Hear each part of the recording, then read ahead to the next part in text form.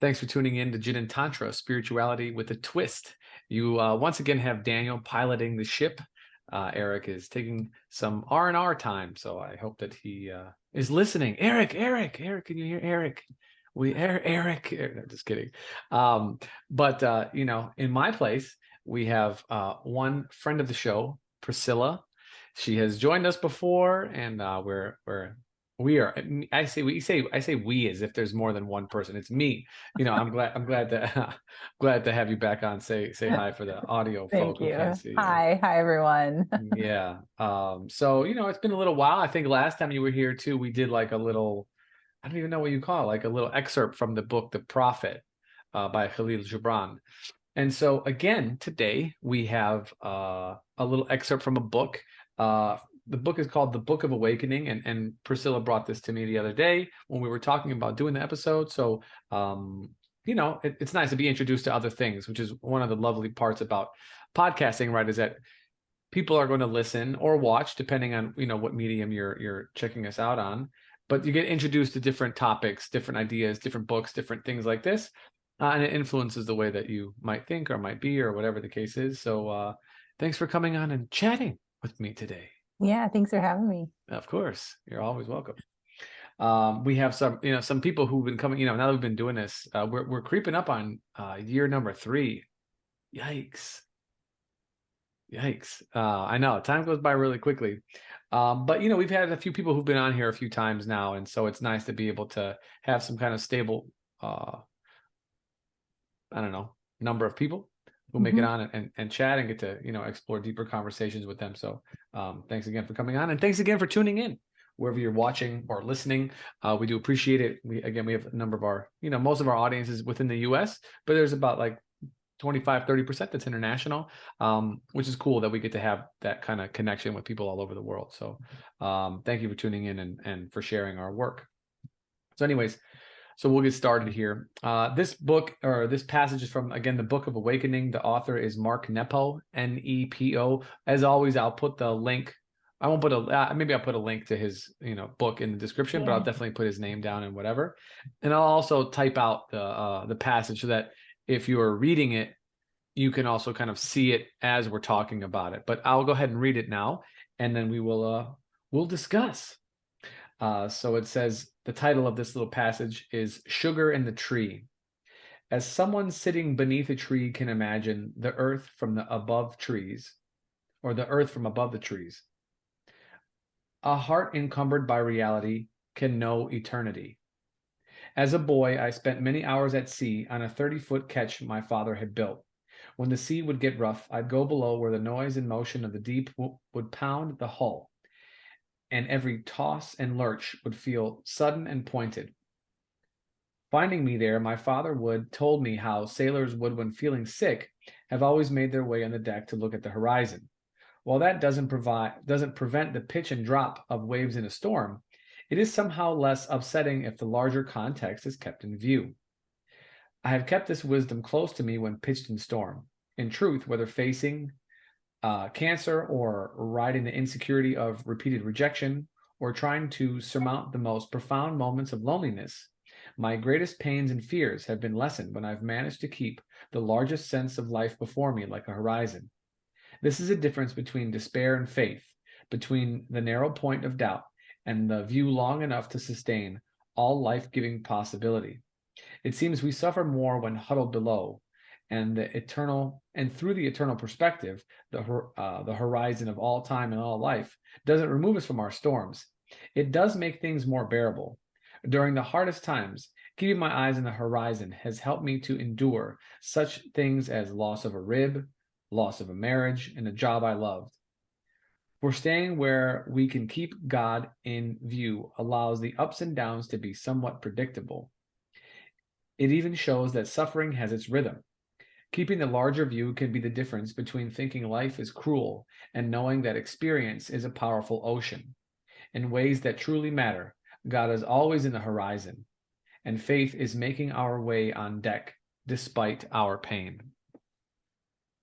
So there's a number of things here that are, really interesting that I think are quite apropos of where we are at this particular time of the year.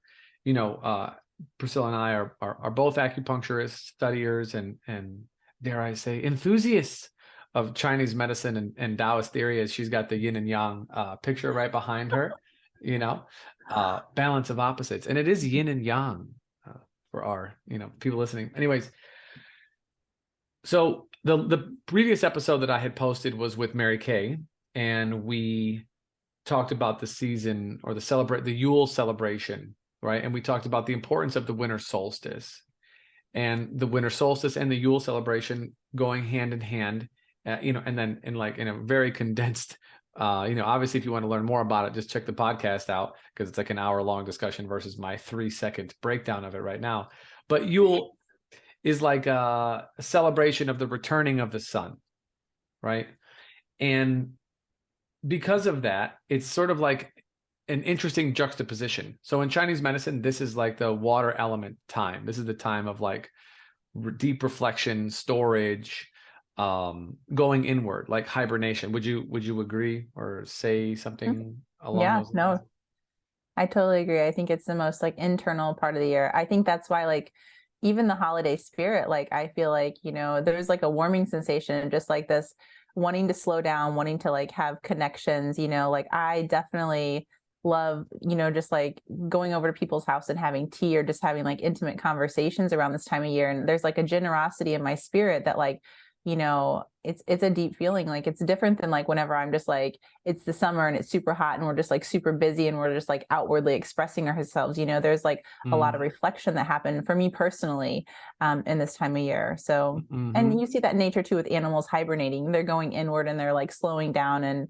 it's a quieter time. And I think that is really reflects in us as humans too, No, it's totally true. Change. It's a little bit more difficult to experience if you don't have the full kind of 4 seasons, but for those of us who are living here in the temperate climate of the US, right, we or even in Europe too, they do have 4 seasons roughly. I mean, most people do in some extent, more wetter or drier depending on where you are, but this idea of like being in the darkest part of the year, and then coming through the other side, right, is kind of like an important observation that I kind of wanted to start with, and that we have this celebration of the sun, right? This observing of the return of the warmth, return of the light, specifically at like the darkest trough of, of our time during the year, that is. And people often experience, because I'm in the clinic, you're in the clinic, and I think there's a number of clinicians who, who listen to this, but we see this on a regular basis, right? Seasonal affective disorder is totally a thing. And yeah, we're going to say there's not as much sun and that we should take more vitamin D. And the studies are very clear on that. And that's a good thing to do, of course. But that doesn't necessarily like give this sort of, I don't know, ubiquitous pass to all of the feelings that people have during this time of year. It's like, oh, it's only related to the sun. The sun's important, but it's not the only thing. And so I'm, as we're talking and as we talked before we started recording, this passage sort of, I don't know, I guess maybe is more apropos now that we're going to be getting into it than it was perhaps 12 hours ago, for me anyways. And so we'll start in the beginning, right? And the sentence reads, as someone sitting beneath a tree can imagine the earth from above the trees, a heart encumbered by reality can know eternity. So this is a really deep passage, right? One that you had, brought to my attention. I told you I had to reread it like 8 times because like the concept of it, like reading it, like I really wanted to put it together. Like there's so much concentrated in just this like sentence that like speaks to so many things. I won't expand until you're finished. But I can talk a little bit about like what like my interpretation and like my, how I like, yeah, go ahead. Kind of see it. Go ahead. Well, just this idea that I think like as humans, sometimes we forget that like, even though we're limited by our own physical bodies, that our mind can go places, like just the concept of daydreaming or like dreaming at night, like the mind does things that are like hard to describe and explain, even in like, the brain knows everything, but it knows so little about itself kind of way of some sort. And so we can like, I sometimes in, I teach yoga, and sometimes whenever I'm teaching my students, I tell them, I'm like, you can throw your mind places, like you could easily be on your mat in front of me, but also doing your grocery list and barely hearing me. Like, yeah, you're going through the movements. So there's a difference of like landing your attention and your mind and awareness. And so this idea of like this person that's physically sitting beneath this tree, but they're throwing their mind above it and using this like creativity and imagination that the mind is so good at to give them a different view, basically. And it doesn't necessarily change their position under the tree, but they're able to see it differently. And I think it's relating it to the heart, that like, even though sometimes emotions and life can be really hard and weigh heavy on the heart, we can throw our mind and see it differently, and it doesn't change the situation, but it can lighten the load and the suffering of the heart, I believe. And that's the way I was kind of interpreting and seeing it. So that's interesting, because the way that so you're talking about it as as like a macrocosm or microcosm for altering one's perspective, using the ability of the mind to alter one's perspective, which is probably more on target with the overarching theme of the episode, which is perspective. But I think the other part for me is actually the last piece of the sentence, where it says a heart encumbered by reality can know eternity, which doesn't have anything to do with mind, right? So like you reference like sitting beneath a tree, you can imagine the earth from above a tree, right? So you use this sort of mental imagery to understand perspective, to change your perspective, right? To sort of flip it. But what he's referring to here, again, this is what sits more deeply with me. It says a heart encumbered by reality can know eternity. Well, you're taking that same technique, right? Except now you're not using it for sort of a visual transformation, but you're using it for a conscious chronological transformation. Because when we say when people think about reality, at least this is my guess, my interpretation, you think about right now, right? And so reality as it sits today, because we can never truly know reality as it sat 100 years ago, 50 years ago, 1,000 years ago, but reality as exists right now. But the one thing you cannot know is eternity. We can't know the future either, but we maybe can make some predictions, but the concept of eternity is only some like ephemeral thing that we can try to wrap our mind around, but we can't really do it. And yet, like in here, he's saying that like that potentiality to know eternity is possible by the same means that we would be able to understand that we can know the earth from above the tree as we're sitting below it. So this idea of, and I've mentioned this before on the podcast, of like remaining in the water without getting wet, being in reality and understanding that there's more than just this finite nature. Yeah. You know what I'm saying? Yeah, no. I mean, like, I think about sometimes, like, I mean, what you're saying, like this idea of, whenever we're really young, like we put a lot of things in our mouth as babies, and basically like as adults, you can think of anything. Like right now, think about a Lego, think about a piece of Velcro. You can think about licking it and you know exactly what it feels like. Like you don't technically have to feel it, but like there's this connection that our mind, there's these connections. And I think as spiritual beings, I believe as spiritual beings that have come into a body form to live on this earth, we can connect back with that. Like, we could possibly know eternity and that feeling, because we came from there, it's like that, like it's in there somewhere, it's like, how do we connect it though? And sometimes I think about like the brain, the heart, and the gut. So like, I feel like the mind has that like part of consciousness or spiritual aspect, like that's our connection piece. And I feel like the gut, like they always say, like, trust your gut. I feel like that's like our more earth brain, that like, that's how we kind of like live and move through the earth. And then it's like, how do we get these two to like come to the heart center and like merge them and like live with both in a certain way, And so I really love that, I love that the end sentence is talking about the heart and like how the heart has to be here in reality. But it can also know, it can know both. It can know down here and it can know above here, because it's the connecting piece of them both, and a lot of times it's finding that connection right there, not being too much of an, walking on the earth, not being too much of your head in the clouds, it's like, how do you live from your heart, Mm-hmm. Yeah, no, it's a good I mean, I've been, Eric and I are, and you and I are probably gonna we'll just start we'll start our debate, our fight Like, right now, you know. drawing my sword. Yeah. I should have brought my I know. Where are my nunchucks when I need them? Like, No, but Jesus. we had Eric and I had this, discussion Mm-hmm. about like, he was saying and how like, because he's a supervisor, for student clinicians, Mm-hmm. and how he's saying, okay, well, what do you want to work on with your patient that you want to go treat? And they're like, oh, I want to ground people in their bodies. Mm-hmm. And that just like that drove him nuts. For a couple of weeks, it drove him really, I mean, really nuts. And like, Going crazy. yeah, but Eric crazy, so not really that Yeah. crazy, just like Well, slightly I mean, animated. I love Eric. I respect him so much. I feel like, whenever you ask me to come on this podcast, I'm like, I am not worthy. Like, I am not as well read or practiced in some of the things that like, I love listening to you guys talk and I learn so much. But like I have felt it in my own life and my own experiences, And so like whenever I come here, like I don't really have like a book to quote or an old lineage of something to tell you about.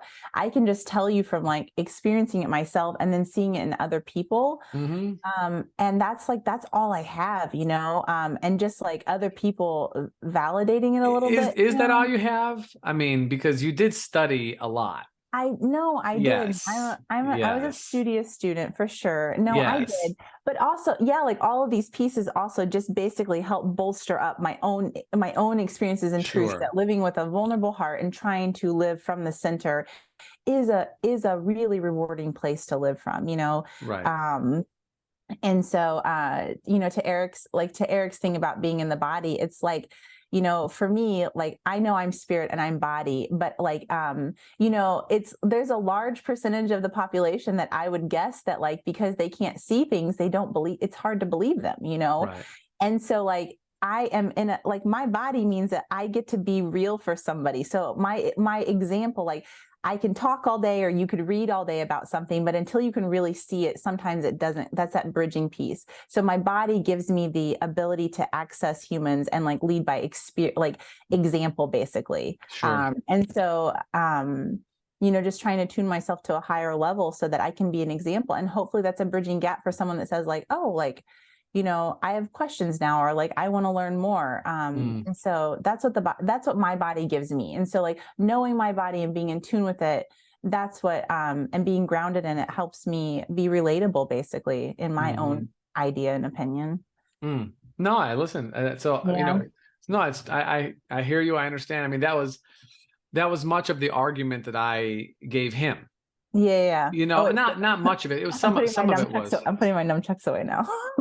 No, but that like, I'm in this this program is ending, but I was in this program for a year, and it really is body centric, somatic Hmm. focused. And there's a couple of things that I took away from it. You and I have talked about this off mic before. Hmm. Um and some of them are like quotes, right? One of which the guy said, "We're in these bodies not for nothing." Hmm. And it's true. Like that's whether we're embodied spiritual beings, if that's what you believe. Okay, but that means that we're in this thing, right? Hmm. And so Hmm. then how is it that we are to have that kind of experience? Well, that we have to work through the vehicles of our integration. And I mean vehicles of our integration, I mean like usually sensory inputs, right? Touch, taste, smell, hear, feeling, so on and so forth. Yeah. And so we have to kind of be aware of that part. But I think to his point, it's like it's also being mindful of that duality, essentially, that like the heart can know reality, but then or what does it say? Yeah, it can be encumbered by reality, but also knows eternity. Hmm. Hmm. And that you have to be able to do both, right? That understand and remember that this vehicle has an expiration date. What it Hmm. is, I don't know. I don't even want to know. Please don't tell me. I don't know to tell you. So Right. Okay, good. Good. like I don't have that skill either. Yeah, that's good. That's probably safe for most people. Yeah. But that it has an expiration date, but then Hmm. simultaneously, the real you does not. Mm. And so we have to kind of take this perspective of keeping both, right? Keeping both, realizing the kind of like limited time that we have here in a body, in existence, in and around other beings in this form at this time. Mm-hmm. But then knowing that like that is not all of which who we are, you know. So I think the one part that I could probably take away from his and my conversation to bring here is that that part gets lost. So they'll do the body part. Okay, we'll get in and get you feeling so that you're not thinking about your grocery list or your previous traumas or the next day and anxiousness versus depression or whatever. But then they're like, okay, cool, we're done. We put you in your body. Well, you know, you were already kind of in it. We could certainly do a better job of integrating all the experiences, but then we never continue the conversation to say, yes, but you're in the Mm-hmm. body, but you know, there's more to it than that. So I think as we, you know, go through the rest of this discussion, that's probably where I'll be looking Yeah. from, and as a good reminder, you know. Yeah. I'll let you continue on, and yeah, we'll keep on going through. So go ahead. Yeah. So, you know, this kid's talking about like the sea, you know, being out at an open sea and the kind of He's like like getting crash. like seasick. Yeah. He's like, and he wants to go down below and like hide and like, just be with himself. And Yes. his dad's like, really encouraging. He's like, like people that have really weathered the storms, they come up to the top of the ship and they look and gaze out to the horizon. Mm-hmm. So, Yeah, no, that's true. And I mean, even if people have never really been on a ship before, or at least a small enough one that can experience mm, enough turbulence that they become nauseous from, maybe we could think of like maybe being on a plane or being in a car. What do they always say? Look out at the horizon. Look out at the mhm. horizon. That the length, the openness in your field of vision will help to kind of like average the bumps out in the short term. You know, it sort of Mhm. dilates time, I guess, or dilates your perception of it, anyways. You Yeah, know, for sure. and that's what he's kind of talking about here, right? Is it's like quote unquote, right? You know, riding out of the storm.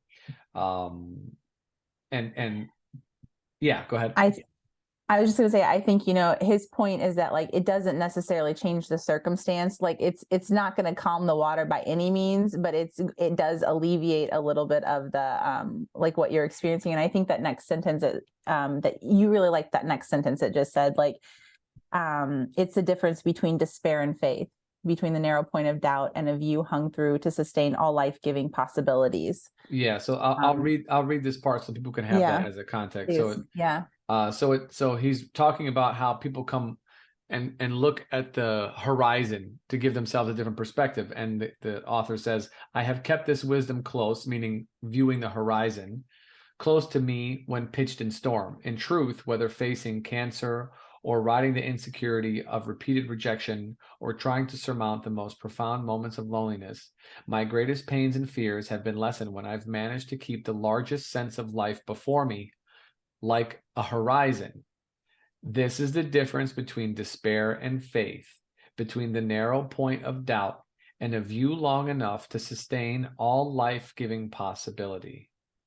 So this was the biggest piece I think that I kind of like took away from this whole passage, is that like, yes, changing one's perspective on things, and I want to get into this part here too. So let's do that part first. So he is basically saying, change your perspective, take the larger view. It will help you ride out the storm. It didn't say it will help you stop the storm or erase the storm or forget the storm.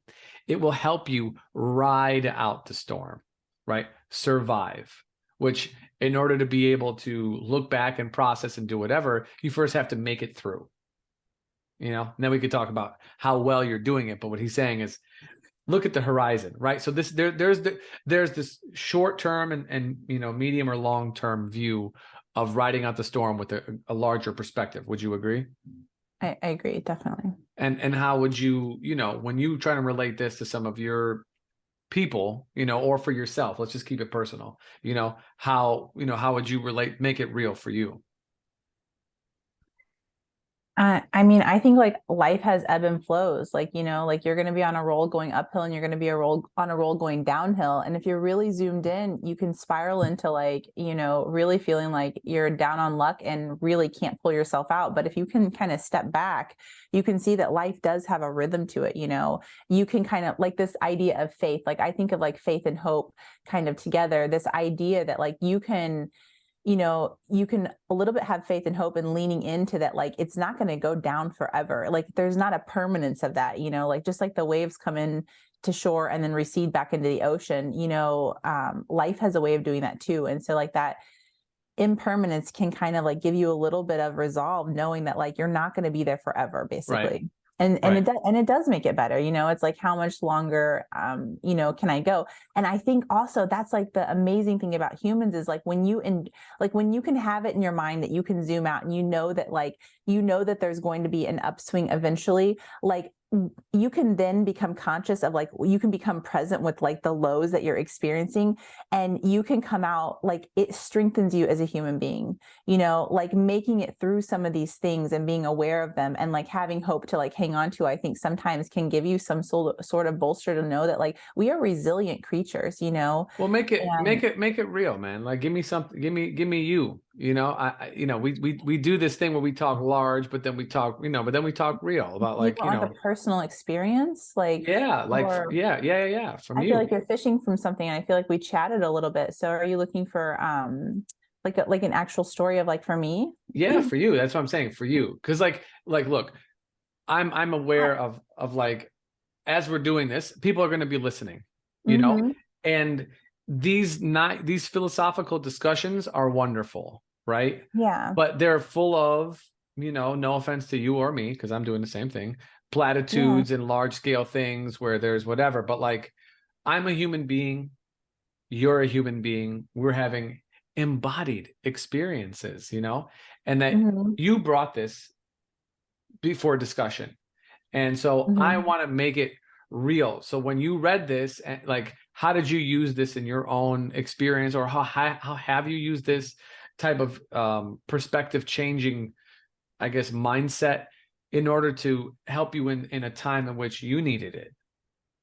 Yeah, of course. Like, I mean, I don't know how many, like when I became a mom, for sure, like you have all these ideas of like what life's going to be like when you have a baby, you're like, oh, I'm going to have this beautiful little thing. And then when you become a mom, like the first week, like throws you for a loop. And I remember like I wasn't getting sleep and like you're just tired all the time and you try to get on a schedule. And then all of a sudden you feel like you get on a schedule. And then all of a sudden, like the next week, you're not on a schedule anymore. And, a lot of people that are close to me or that know me know that my daughter was born with a congenital heart defect that was undiagnosed at birth. And so, I like had postpartum depression in a whole different way because she was so sick and nobody could help me. Like no doctors could help me. I would take her in, And so for 15 months of my life, which is a very long time, like when Long you are time. on a like that's also the thing that I would like to note about like the ebb and flow of life. Like sometimes people think like if I change my mindset, like I could recoup this terrible time in a week or 24 hours. Sometimes life hands you these lessons that drag on. Like this lesson in my life dragged on for 15 months. Like that's over a year of just like literally not getting any sleep. My daughter was having very bizarre episodes, going paralyzed in her body, looking like she was having a stroke, neurologically, like looking like she was fritzing out of some sort. And like neurologists looked at her, gastroenterologist looked at her. Like we had lots of tests run on her, nobody could give me any answers. And then like finally, she was diagnosed with a faulty electrical system in her heart and a little bit of a dilated heart, basically. And so they put a pacemaker in her. And so like at 15 months, she had a pacemaker. And I thought, we're finally on the uphill. And so we were kind of good from May until December. So I had like a little bit of a break being good, but then December, she cardiac arrested in my house. So I'm like literally giving her CPR. She's turning blue. The paramedics, it took them like 4 minutes to get here. And then all of a sudden I'm in the hospital and she's hooked to life support. And I'm like back in the dark again, And there was just a moment like I had had such a good break with her, like on the pacemaker. And I was so thrilled just to be like, finally getting some help. They finally knew that she had a heart condition.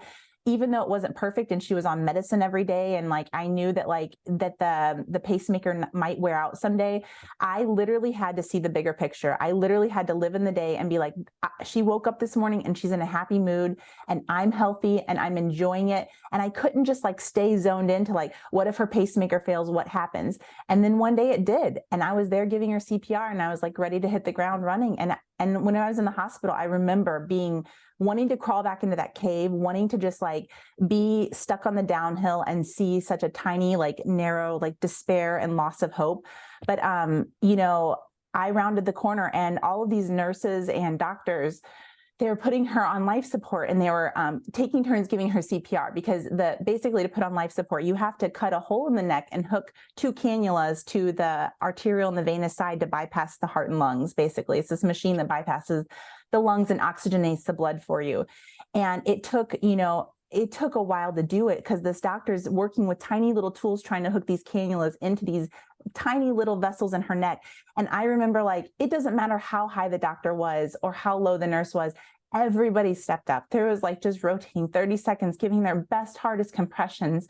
And to see like people come together to help with that kind of thing was so beautiful, and it restored my hope. And I thought, how can I be in a hole right now when everybody's stepping up? And I saw the bigger picture and it was so beautiful. And I said, you know what?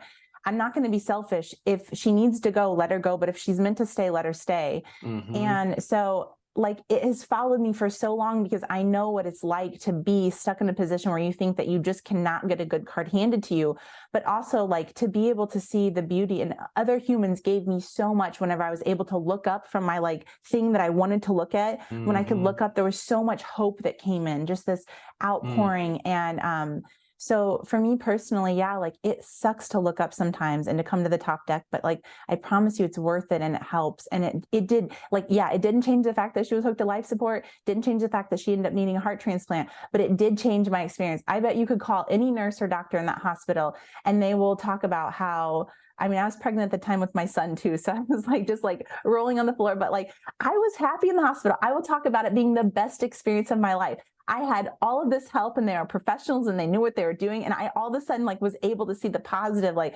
Opal got really, really happy. Like once she got on her Berlin heart, and we waited for 5 months for her heart, but it was probably one of the best experiences of my life. And like to talk about that, people are like, how can you talk about that with a smile on your face? I'm like, it was amazing. I literally, it was, like I said, I just like, there was so much hope in it. And just, and it was just a way of looking at it. I refuse to look at it any other way. So.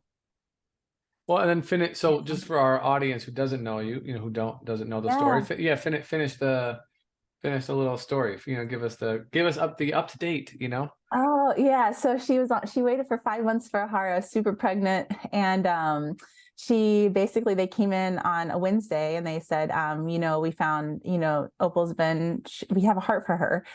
And so it happens very fast once they get a heart, like within the next couple hours, they're taking her down and they're arranging everything. And then 3 days later, her brother was born. So she got her heart on the 24th, and then 27th, her brother was born. And we had this like really amazing experience. And she is we're coming upon 3 years post-transplant. So she's doing amazing. She is she'll be 6 in January. And I mean, yeah, she's just an amazing human being. And like, also that's like another reminder every day. Like, that's why I climb to the top of the ship every day. Like I want to, it doesn't stop me from wanting to crawl into a hole sometimes, but whenever I see her, I remember that it's really powerful to look up and to keep your eye on the bigger picture. So.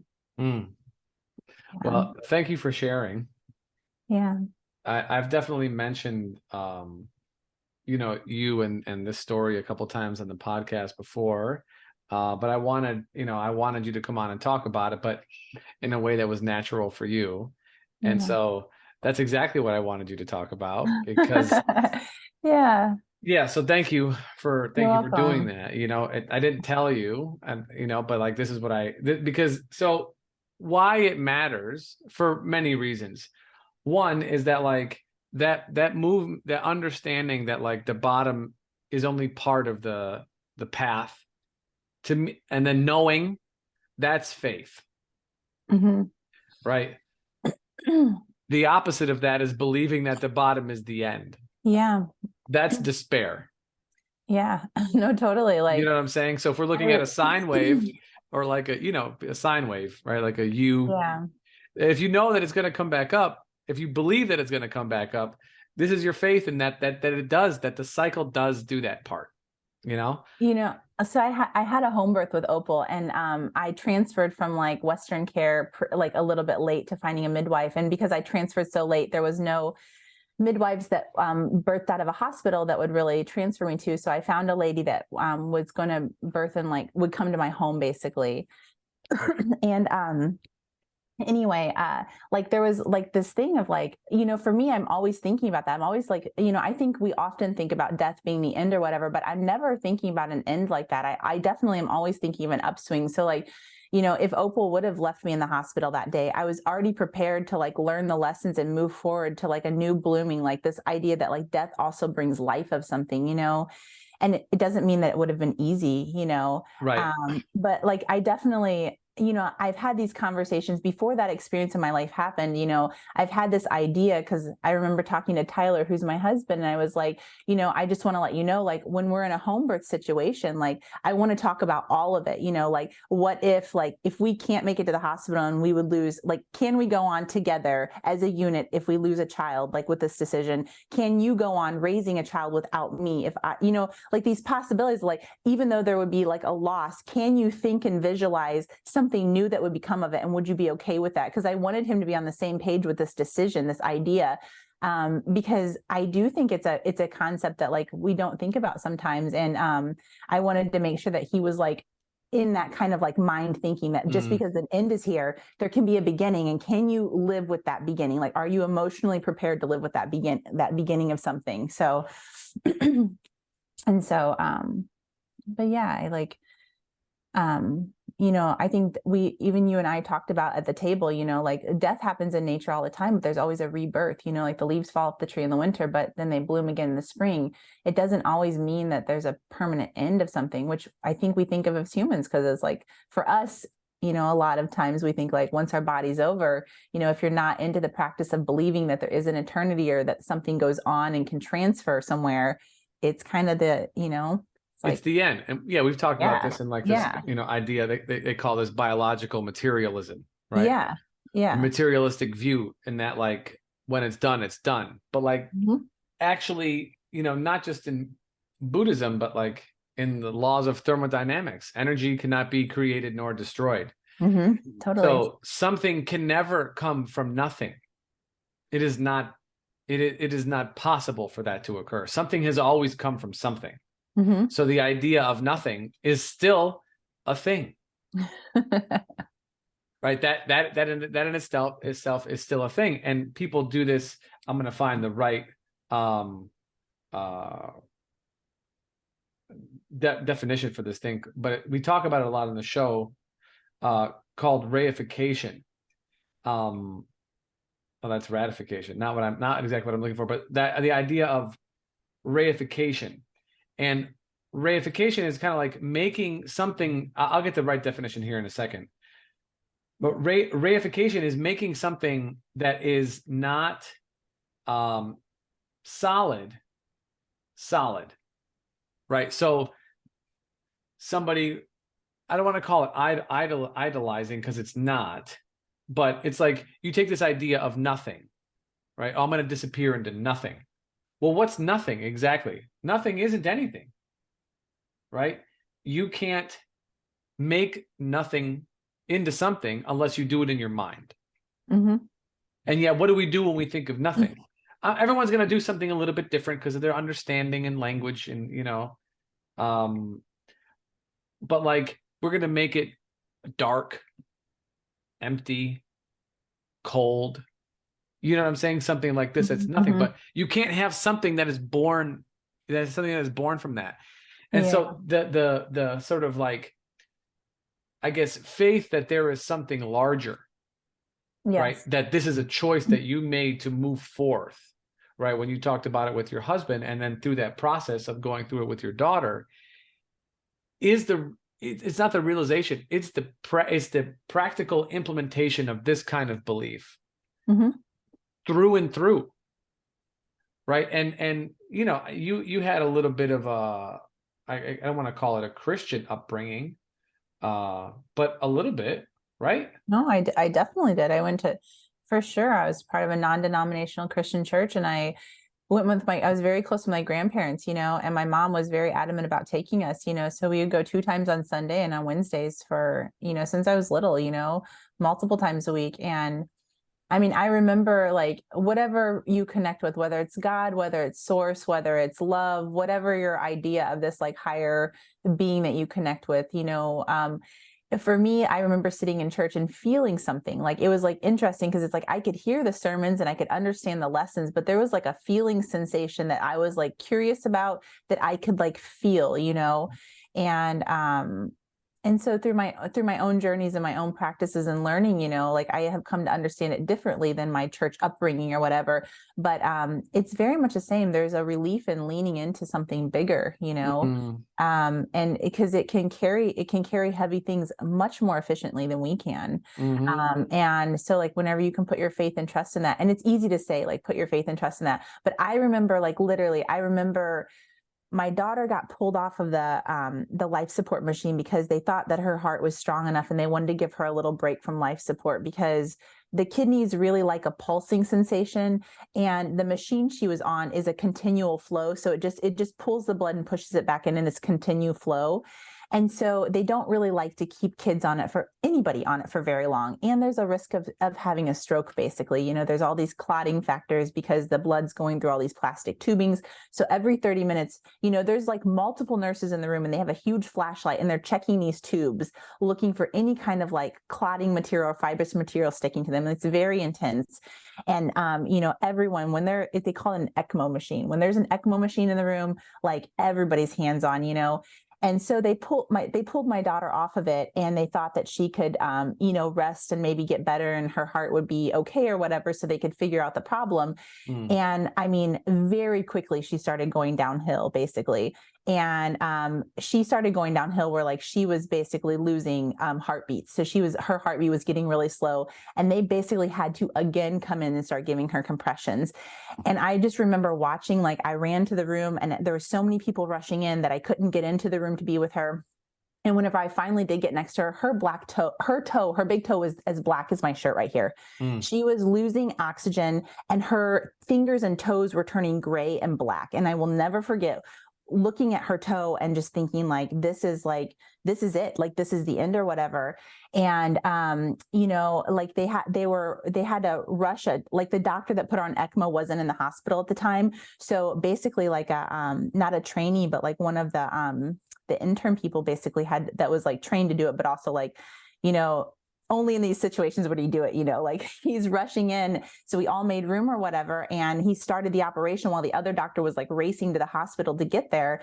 And I remember thinking, like, there was a moment I was like, no, like in my head, I am absolutely making a pact with the higher source that says, like, I will not be selfish to keep her here. If you want her, take her. And I was like, because I was so conflicted whether to fight for her Mm-hmm. or to release, as a mom, like it was so much weight and pressure. And whenever I released it, like the pressure that came off me was so like physically, I could feel it come off of me. I knew it was out of my hands at that point. And I heard a nurse yell like at the top of her lungs, backboard, which means that they were trying to like give her compressions, and they needed a backboard to support her in the soft bed so they could give her efficient compressions. And I remember hearing the backboard and I thought, and it didn't even bother me physically because I just knew it already released it. I said, if there's just take it, like it's out of my control. And, I just sat there like in silence, and I was just sitting I was like calm and very comfortable. And then finally the doctor came out and said, we didn't lose a heartbeat on her. She just got really low. So we were giving her supplemental compressions. She's stable now. She's back on the life support. And like at that time, I like knew, I was like, thank you for bearing the weight during this time. And then also like letting me know that it's like time to just dig my heels in and go, like I just have to run downhill as fast as I can to get back uphill, and just know that bigger perspective was going to we were going to get to transplant, And so, yeah, I think definitely, I can say all day, like, oh, you just have to lean into something bigger or whatever. But like, you just have to know that like, even if it means that you might lose something or something's taken away, it's hard to see how that could give you something in return or be a blessing, down the road. But it can be. So, but even if you're not like leaning into something bigger, as you say, like you can certainly take a macro view of things, yes, you know, and yes, like absolutely. step out of the intensity of the moment and understand that Yes. like if you watch a movie for 10 seconds in the middle of it, you're probably going to think it sucks. You know? Yeah, no, that's what it is. Like, yeah, totally. If we can condense our lives into a movie, we would see that there's an arc and there's these up and downs, but like, it's not as bad as like, just zooming in on it.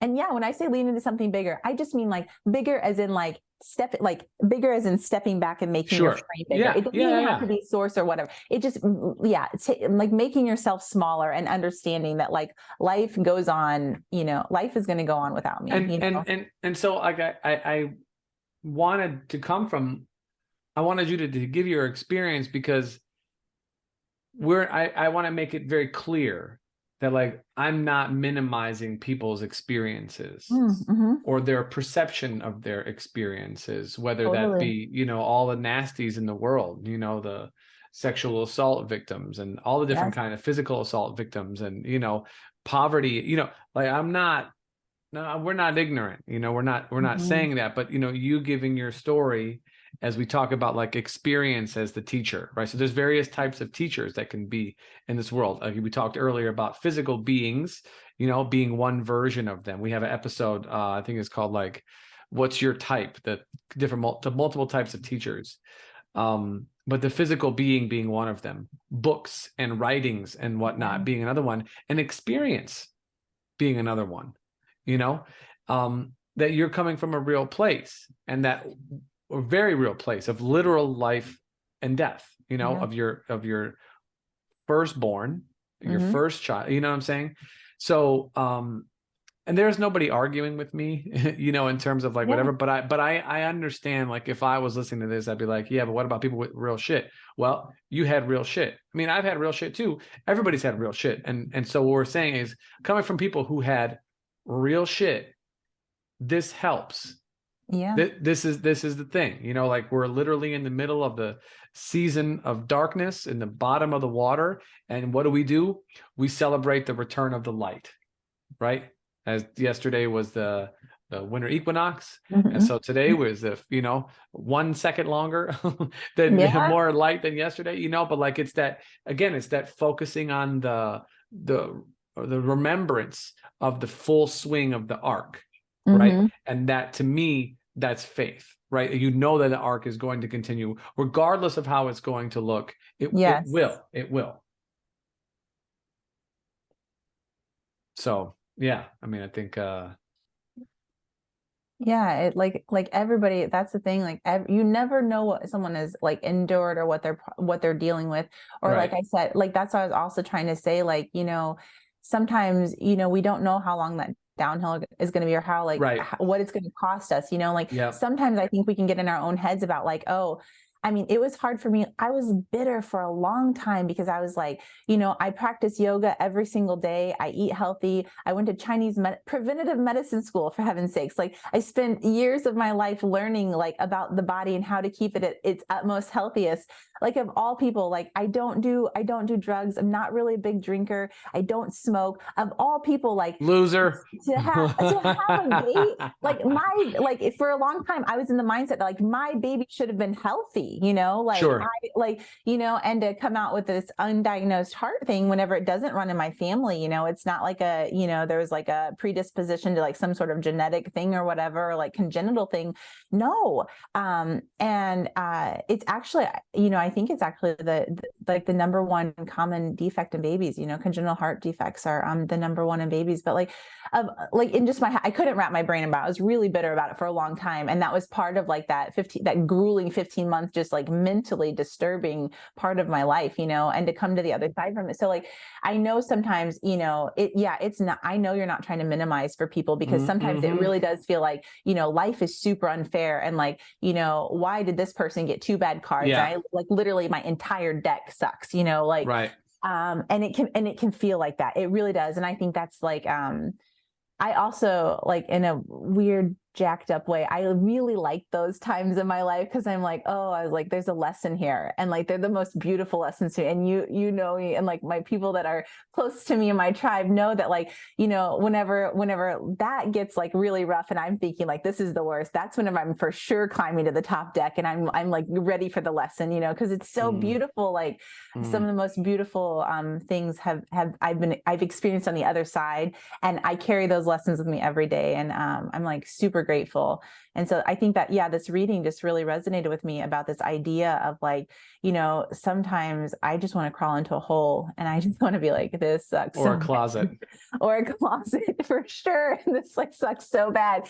And then, but then like, I feel like there's so much joy if you come out and are just like I said, just allow yourself to see a bigger picture and a more hopeful horizon, you know, for Well, sure. I want to say thank you for sharing again, Yeah, no problem. you know, and I'm glad that we made this about you and your story, because I've wanted to have that, you know, here for Yeah. quite some time. And it's taken, you know, numerous episodes, and, you know, It wasn't even on my radar. I'm so glad. that's Like, I mean, when you're trying to pull me, I was like, oh, I'm a cranial sacral therapist too. You know, I practice, and we had talking about like other things about this. So I was like, are you trying to like, I was like, no, that's not what, I don't feel like that's what you're asking for right now. So yeah, no, I feel joyous when I talk about it because like truly like, you know, to make it through something like that, you know, and I feel like if circumstances were different, I feel like I really could be this joyous in a different way because I really, like I said, when I released that decision, you know, I was happy to accept whatever came, and I was fully able to I was ready to let it go, you know. Mm.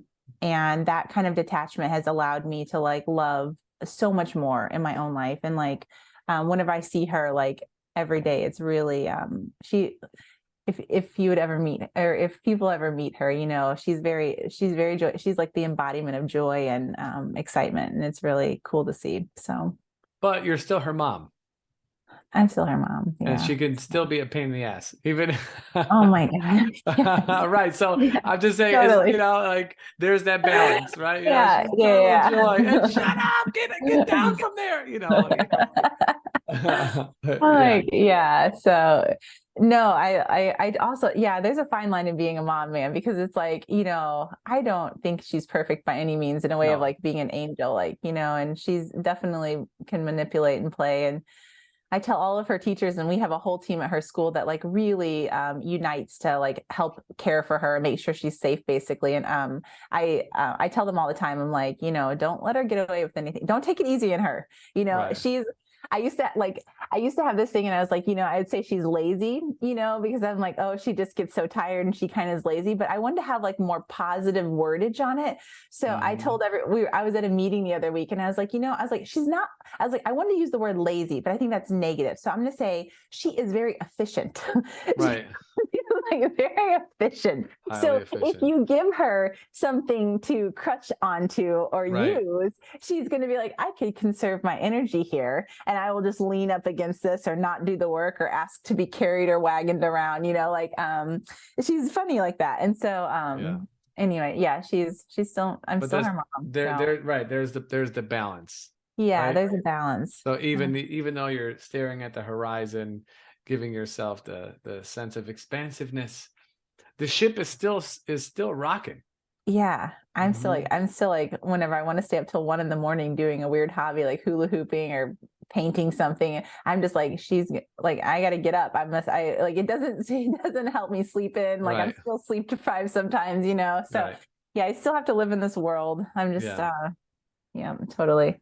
Awesome. Well, listen, I think this was a great conversation. I'm glad This that is totally unexpected. This is not where we talked about going in this, but it's thank not what you we so talked much. about going, but, you know, I Yeah. was like a little not resistant, but, you know, I had my little things, and, I you was know, but wondering why you that didn't. I didn't. I was wondering why you sent me like a little bullet. I was like, why didn't you send me a little bullet point thing that like, this is Because why. This is why. that's not Daniel, man. Daniel likes to have a little bit of structure, but he be on that spontaneous type thing. Okay, Because okay. this, the beautiful part, and I don't, truth be told, so sorry, audience.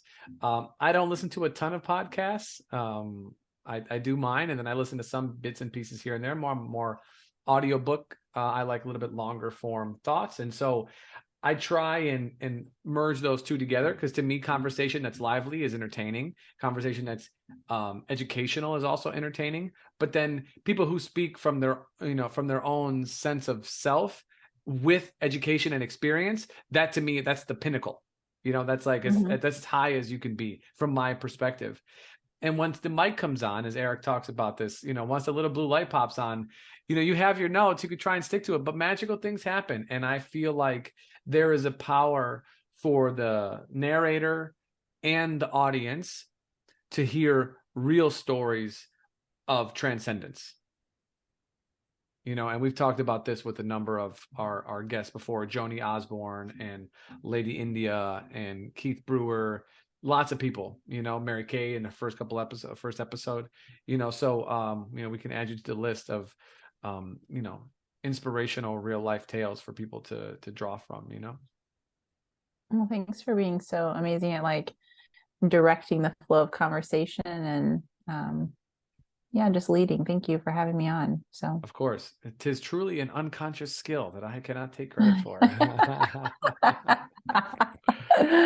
Yeah. Oh, Anyways, any last parting shots before we bid adieu? Another French word? mm, no, Okay. no, I'm All good. right. Thank you. Well, thank you. Thank you for coming on and for sharing. Definitely glad to have you on and have people hear your story. For people who want to, send us an email or reach out to Priscilla for any reason, just give me an email at ginandtantra@gmail.com. You can hit us up on Instagram at Gin and Tantra. Leave a comment in the YouTube section, or leave a review in the Apple Podcast section. That definitely Yeah. that helps the show grow. As always, like, comment, subscribe, share with people, blah blah blah. We get tired of hearing that thing, but for those of us who are on this side, it really helps the show grow, and it's motivating, to see that people are listening and then being affected by what it is that someone's doing. I think for us, speaking as practitioners and as people who love to share, from a compassionate place, it really is lovely to know that like something that I would do or say would have some kind of positive effect. And that's the intention that always has been, and it always will be. So for Priscilla and Eric and whoever else is on our team that I don't really know about, this is Daniel. We'll catch you on the next one. Peace.